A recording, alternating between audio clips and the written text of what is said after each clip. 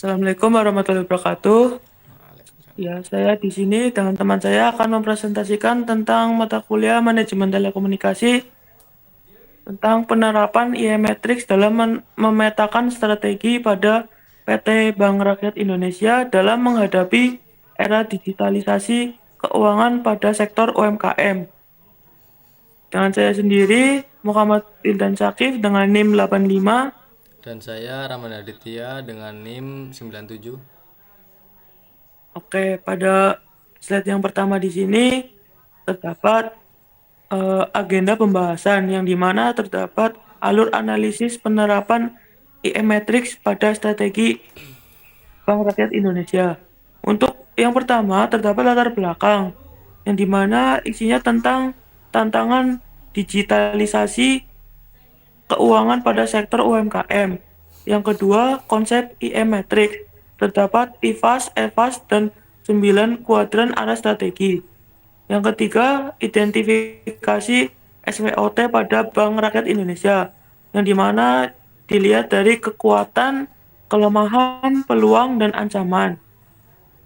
Yang keempat, perhitungan IFAS dan EFAS-nya, yang dimana dilihat dari pembobotan dan rating faktor strategis. Kelima, pemetaan pada IE Matrix yang berisi posisi BRI dalam 9 kuadran tersebut. Untuk yang keenam, rekomendasi strategis, yaitu arah strategi grow dan build bagi BRI itu sendiri. Ya, yang selanjutnya ada latar belakang. Era digitalisasi keuangan mendorong bank untuk merancang strategi yang tepat dalam menjalankan atau menjangkau dan memberdayakan pelaku UMKM di seluruh Indonesia. Yang pertama ada transformasi digital perbankan, yaitu ada BRIMO, BRILINK, dan agen digital dan memperluas akses layanan keuangan hingga ke pelosok. Yang selanjutnya ada UMKM sebagai tulang punggung ekonomi. UMKM sendiri menyumbang lebih dari 60% PDB nasional, namun mayoritas belum terhubung penuh ke ekosistem digital.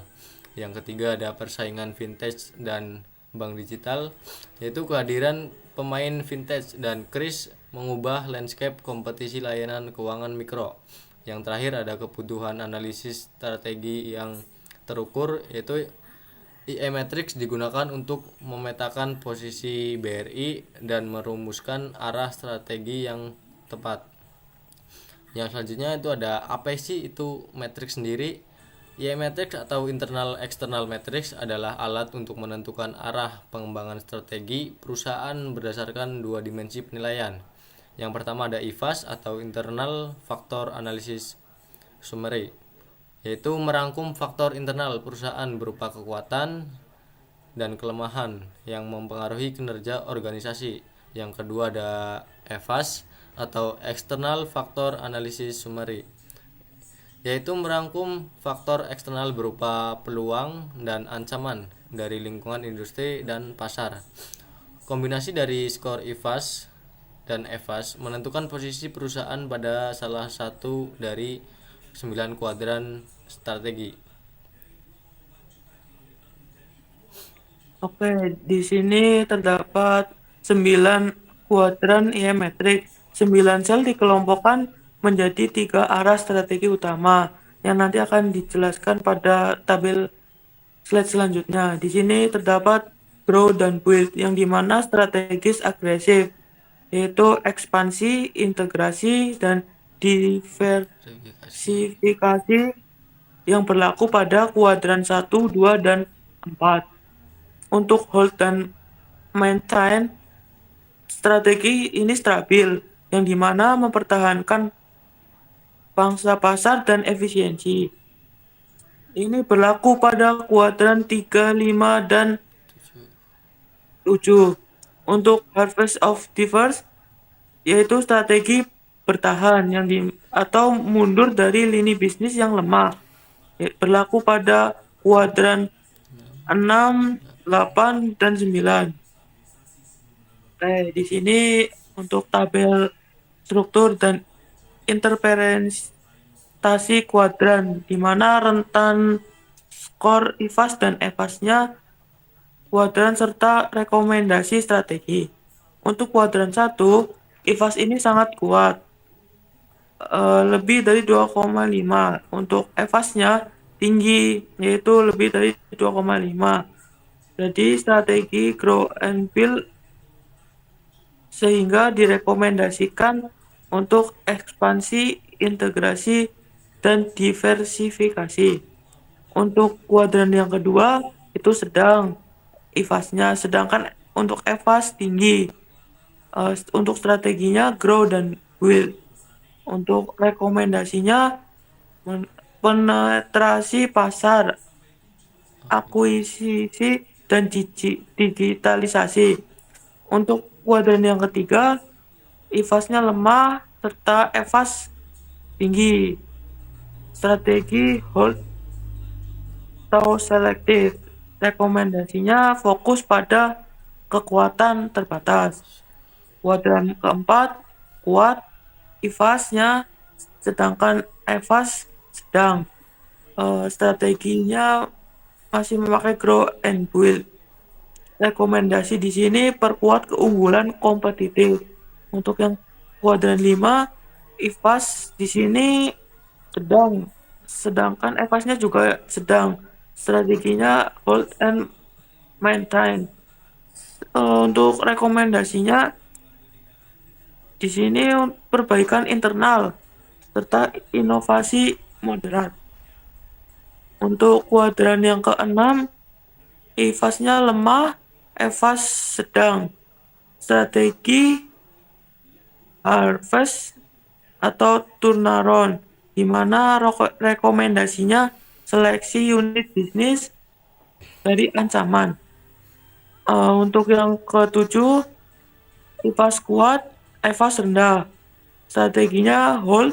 Untuk rekomendasi di sini melindungi core bisnis dari ancaman. Untuk yang ke-8, IFAS sedang, EVAS rendah. Strategi harvest atau stability. Untuk rekomendasi di sini menurunkan biaya dan menahan investasi baru. Untuk kuadran yang terakhir 9, IFAS lemah, EVAS rendah, strategi divest or exit. Untuk rekomendasi jual aset dan keluar pasar. Kuadran 1 sampai 3 di sini mengarah pada strategi pertumbuhan grow. Selanjutnya kuadran 4 sampai kuadran 7 pada strategi stabil atau hold. Sedangkan untuk kuadran yang ke-8 sampai 9 di sini pada strategi bertahan atau mundur. Ya, yang selanjutnya ada identifikasi faktor SWOT dari PT Bank Rakyat Indonesia. Pada langkah 1 yaitu menetapkan 3 sampai 4 faktor kunci untuk setiap komponen SWOT terkait digitalisasi pada UMKM. Yang pertama ada strength atau kekuatan, jaringan unit kerja terluas hingga pelosok Indonesia. Yang kedua ada ekosistem digital BRIMO, Briling, dan agen Briling yang matang. Yang terakhir ada pengalaman dan basis data kredit mikro terbesar di industri. Yang selanjutnya ada weakness atau kelemahan. Di dalam kelemahan tersendiri ada 3 poin, yaitu kecepatan digitalisasi belum merata di wilayah 3T. Yang kedua ada ketergantungan pada agen fisik di daerah minim infrastruktur. Yang ketiga yaitu biaya operasional jaringan cabang konvensional relatif tinggi. Yang ketiga ada opportunities atau peluang, yaitu ada pertumbuhan pesat UMKM digital dan adopsi e-commerce. Yang kedua ada dukungan pemerintah melalui KUR digital dan perluasan KRIS. Yang terakhir ada meningkatnya literasi keuangan digital di masyarakat. Yang terakhir atau yang keempat ada threats atau ancaman, yaitu persaingan ketat dari vintage P2P, lending, dan bank digital. Yang kedua ada resiko keamanan cyber dan penipuan transaksi digital. Yang terakhir ada regulasi OJK dan perlindungan data yang terus berkembang. Ya, yang selanjutnya ada perhitungan skor IFAS dari BRI sendiri, yaitu langkah 2 sampai 4 pembobotan rating dan perkalian bobot dikali rating untuk faktor internal. Pada faktor internal sendiri, pada jaringan unit terluas yaitu BRI unit dengan bobot 0,20 dengan rating 4 dan skor 0,80. Yang kedua ada ekosistem digital Brimo dan Briling dengan bobot 0,15 dengan rating 4 dan skor 0,60. Yang ketiga ada basis data kredit mikro terbesar dengan bobot 0,15 dengan rating 3 dan skor 0,45. Yang selanjutnya ada digitalisasi belum merata di daerah 3T dengan bobot 0,20 dengan rating 2 skor 0,40. Nah, selanjutnya ada ketergantungan pada agen fisik dengan bobot 0,15 dengan rating 2 dan skor 0,30. Yang terakhir ada biaya operasional cabang tinggi dengan bobot 0,15 rating 2 dan skor 0,30. Ya, kita dapat memperoleh total skor IFAS sendiri yaitu dengan bobot dengan skor 1 dan juga skornya 2,85. Interpretasi sendiri skor IFAS yaitu lebih dari 2,5 yaitu posisi internal kuat. Skor total yaitu 2,85 menunjukkan BRI memiliki fondasi internal yang solid, ditopang jaringan fisik terluas dan ekosistem digital yang terus berkembang. Oke, sebelumnya tentang perhitungan skor IFAS. Di sini saya akan menjelaskan perhitungan skor IFAS pada BRI. Untuk yang faktor eksternal di sini, untuk pertama terdapat pertumbuhan UMKM digital dan e-commerce. Untuk bobotnya sendiri 0,2, rating 4, dan skornya 0,8. Kedua, dukungan pemerintah atau KUR digital dan QRIS. Untuk bobotnya sendiri di sini 0,15, rating 4, skor 0,6. Ketiga, peningkatan literasi keuangan digital. Bobot 0,15, ratingnya 3, skor 0,45. Untuk yang keempat, kompetisi vintage P2P, lending dan bank digital dengan bobot 0,2, rating 2, skor 0,4. Yang di sini selanjutnya risiko keamanan cyber dan penipuan digital dengan bobot 0,15, rating 2, skor 0,3. Yang terakhir dinamika regulasi OJK yang dimana terdapat bobot 0,15, rating 2, skor 0,3. Untuk totalnya skor EVAS sendiri di sini bobot sekitar 1, skornya 2,85.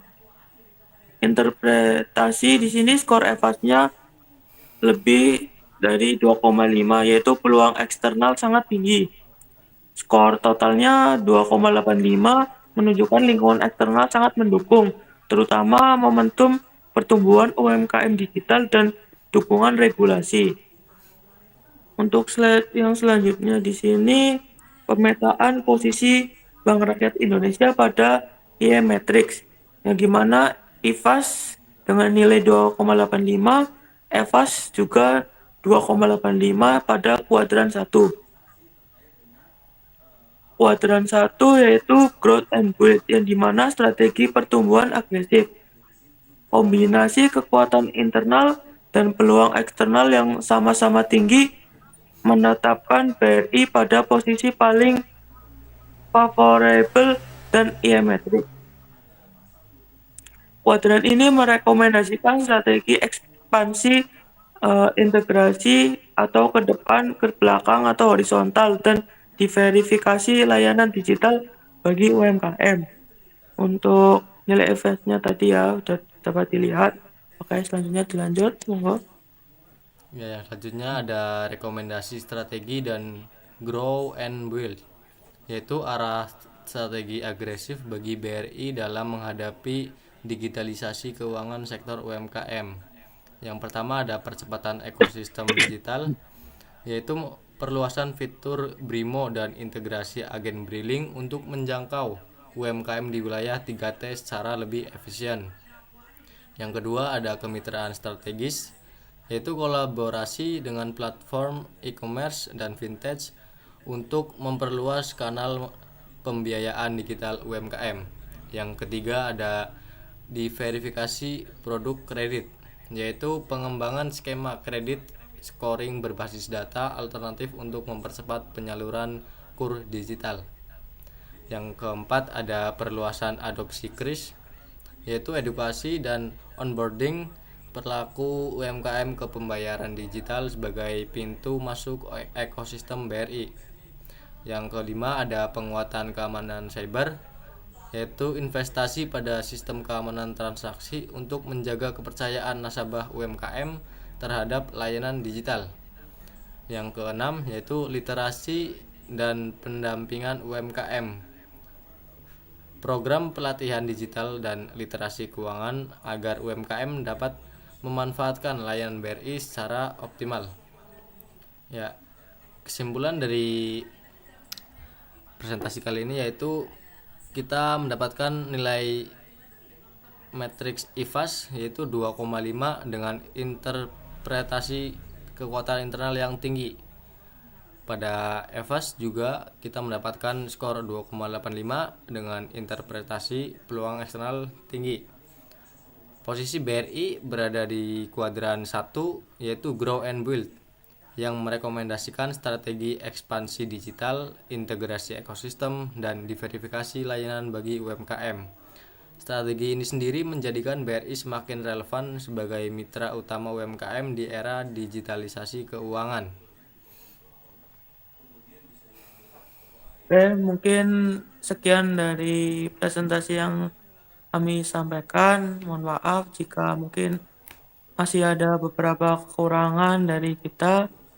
Juga untuk kelompoknya kita udah mencari, cuma Tidak pada eh, dapat semua. semua jawabannya dapat semua, dan yang kating-kating juga di chat belum kepikiran mencari kelompok, jadi kita buat berdua.